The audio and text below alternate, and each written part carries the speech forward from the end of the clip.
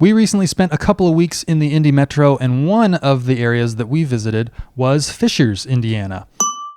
A lot of people tend to compare Fishers with one of its neighbors, Carmel, and we spent a lot of time in Carmel as well, so that was kind of how our trip felt, a little bit of comparing and contrasting Fishers and Carmel, and so that's some of what we'll talk about here as well. So one of the big points of contrast, I think, between Fishers and Carmel is the feel of their downtown areas. Yeah. Downtown Fishers, I think, felt a little bit anemic to us compared to Carmel, and I think that probably nobody's going to argue with that. Carmel's downtown is very developed and very intentionally so, and has quite a bit of density to it, really walkable, and it felt like downtown Fishers had sort of a few different parts to it that weren't super easy to walk between, but that altogether they supply sort of a similar number of amenities, perhaps, as downtown Carmel. I don't know. I think when we first started walking, you were taking us to kind of one of the downtown areas, but it didn't really have any like restaurants or shops or that kind of feel to it. It was kind of more like a open space.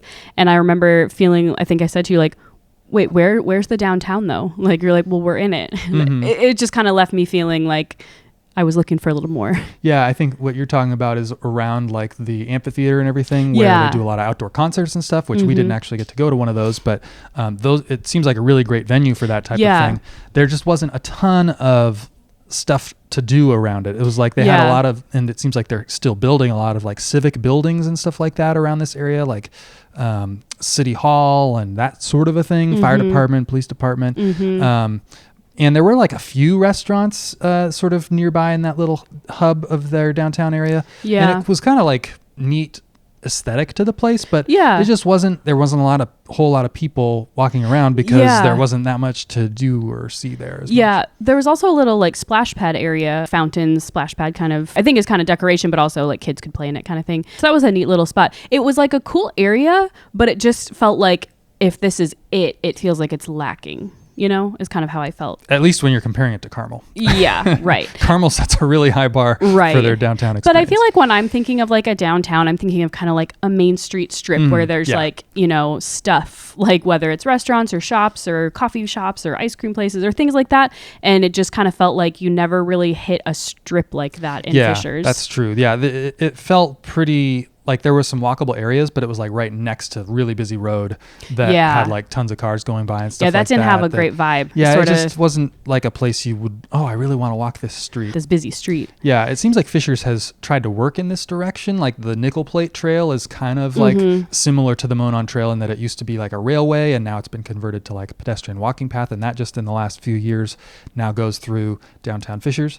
And so there's like that kind of like building block that I think that hopefully they'll continue to build around and stuff like that, but feels like it's still got some catching up before it feels anything like downtown Carmel does. Yeah. So the city of Fishers did actually take notice of people talking about kind of the lack of places to eat in Fishers, and they developed this place called the District that's a little bit down the road from downtown. It's kind of your classic mixed use development with like residential high rise above first story commercial, different shops and restaurants and stuff like that. Yeah, so that gave quite a few options, kind of fills that gap a little bit. I kind of feel like if you had that in actual downtown Fishers, it would kind of bring a little more of the whole package, but as it is, they're like kind of separate. A similarity to Carmel is that it felt like there was quite a strong family presence in Fishers. Similarly, we were going around to parks and stuff like that. It's just felt a lot of families around, and people were similarly really friendly. Fishers does seem to have really nice parks. Similar to Carmel, yeah. It actually seems maybe like they have a little more emphasis on, I don't know, kind of like nature preserve feel at some of their parks, a little more natural. Carmel's parks felt they were really nice, but they felt like really like high-end like playground, and the emphasis was kind of on the playground. The one we visited in Fishers specifically just felt like there was a little bit more like green space and like areas with trees and stuff. Also a nice playground. And they had a splash pad. So it was a great area. It almost felt maybe a little more natural feeling than some of the Carmel parks. Yeah, and especially some of the Fishers parks that we didn't visit, but I read about, seemed much more like a lot of like walking trails through a forest kind of a thing. Yeah. Which Carmel had a little bit of that too. Yeah. But I think if you were to compare and contrast, both seem like great park systems. Yeah. But I would say Fishers seemed like it leaned more kind of toward the woodsy vibe versus more of like the rubber and concrete vibe of most of Carmel's parks. Yeah.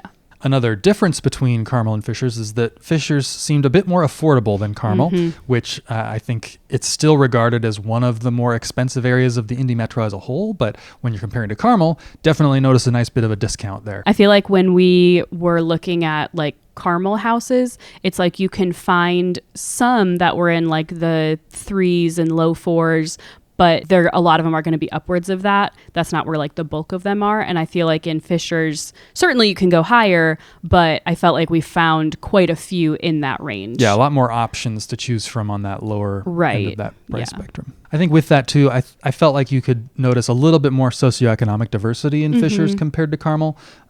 Not nearly as many like luxury cars parked around downtown, but there were like there's a little bit more of a spectrum of the socioeconomics of the people that we were around in Fishers, I think, compared to in Carmel. Yeah. I think another difference from Carmel was that Fishers felt just a little more commercial, kind of like a typical suburb where you've got like big streets with big box stores along the sides of them and billboards and that kind of a thing. Whereas I feel like I didn't even notice in Carmel that it didn't have as much of that. But once we were in Fishers, I was like, oh yeah, this doesn't feel like something that Carmel had as much of. A little less pleasant, like driving down these giant roads with the big billboards and all of that sort of thing. Right. But there are some advantages to that too. Like I think the major IKEA in the region is like right there in Fishers. Yeah, yeah. So you've got certain advantages as far as like types of stores that are around. Yeah. But felt a little more commercial. So we didn't end up visiting Fishers until close to the end of our trip there. So we didn't really get to spend as much time there as we maybe would have liked to. But overall, I think we did like it there. And it felt like it could be a good mix of some of the things we really liked about Carmel and some of the things that we've liked about other parts of the city. And so who knows, could be a good fit for us.